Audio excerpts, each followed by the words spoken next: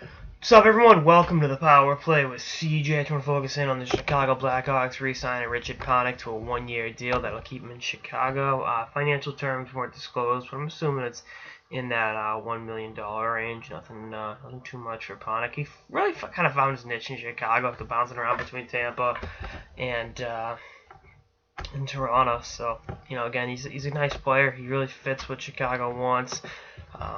Decent value for a guy that's an okay player. He's not great, but if he's put in the right set of circumstances, I feel like he can really succeed and be a guy that was a cog in the machine for the Chicago Blackhawks. And given the way that Chicago's identified, their nucleus, if you will,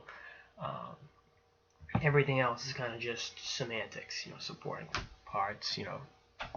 Whatever way you want to word it. So that's the way I'm looking at it in terms of them landing Panik. Obviously, they lost Teravainen this year, today. But, I mean, you look at the productivity they got out of Teravainen last year. They got 35 points out of him. I mean, Panik could probably give you that if given, consistent ice time.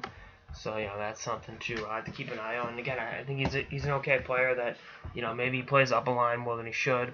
But given Chicago's cap situation, it's all about what kind of bang do you get for your buck. And once again, given his, style of play and the way he can kind of fit with this group, I think he'll be very, very, welcomed by his peers in Chicago by being back next year. So we'll see how it all shakes up. But again, I like this move. Kind of a no-brainer.